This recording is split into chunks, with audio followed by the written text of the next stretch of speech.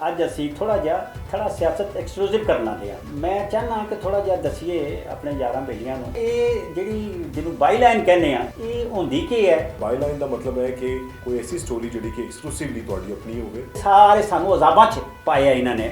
ਇਹ CSS ਇਹ ਸਾਰਾ VIP ਇਹ ਸਾਰਾ ਜਿਹੜਾ ਇਹ ਲੋਕਾਂ ਨੂੰ ਆਮ ਆਦਮੀ ਨੂੰ ਲੋਕਾਂ ਕੋਲੋਂ ਦੂਰ ਕਰਨ ਵਾਸਤੇ ਇਹ ਇੱਕ ਢਕੋਸਲਾ ਹੈ ਜਿਹੜਾ ਵੈਸਟ ਦੀ ਤਰਫੋਂ ਆਇਆ ਉਹ ਸਾਰਾ। ਅੱਛਾ, ਬੜੀ ਮਜ਼ੇ ਦੀ ਗੱਲ ਹੈ ਕਿ ਪਬਲਿਕ ਸਰਵੈਂਟਸ ਕਹਿਲਾਉਂਦੇ ਨੇ ਸਾਰੇ। ਹਾਂ, ਲੇਕਿਨ ਆਕਾ ਪਬਲਿਕ ਸਰਵੈਂਟ ਕੋਈ ਨਹੀਂ ਹੁੰਦਾ ਜੀ। ਇਹ ਸਾਰੇ ਆਕਾ ਬਣੇ ਹੁੰਦੇ ਨੇ ਔਰ ਸਾਰੇ ਅਫਸਰ ਸ਼ਾਹੀ ਹੁੰਦੇ ਨੇ। ਇੱਕ ਹੋਰ ਕਹਾਣੀ ਨਵੀਂ ਸੁਣੀ ਜੀ ਅਸਾਂ ਨਿੱਕੀ ਉਮਰ ਵੀ ਮੁਕਾ ਲਈ ਹੈ ਅਸਾਂ ਤੇ ਵੱਡੀ ਤੋਂ ਵੱਡੀ ਉਮਰ ਵੀ ਅਸਾਂ ਮੁਕਾ ਲਈ ਹੈ। ਕਾਨੂੰਨ ਬਣਾ ਦਿੱਤਾ ਜੇ ਹਾਲ ਹੀ ਦੇ ਵਿੱਚ ਵਜ਼ੀਰ ਆਜ਼ਮ ਨੇ ਜਾਂ ਵਫਾਕੀ ਕਾਬੀਨਾ ਨੇ ਫੈਡਰਲ ਕੈਬਨਿਟ ਦੀ ਸਰਕੂਲੇਸ਼ਨ ਸਮਰੀ ਦੇ ਜ਼ਰੀਏ ਇੱਕ ਮਨਜ਼ੂਰੀ ਹੋਈ ਹੈ ਜਿਹਦੇ ਵਿੱਚ ਵਜ਼ੀਰ ਆਜ਼ਮ ਨੇ MP ਸਕੇਲ ਜਿਹੜਾ ਮੈਨੇਜਮੈਂਟ ਜਿਹੜਾ ਸਕੇਲ ਹੈ ਉਹਦੇ ਸਕੇਲ ਦੀ ਜਿਹੜੀ ਹੱਦ ਸੀ ਤਜਰਬੇ ਦੀ ਔਰ ਉਮਰ ਦੀ ਉਹ ਘੱਟ ਕੀਤੀ ਹੈ ਉਹਨਾਂ ਨੇ।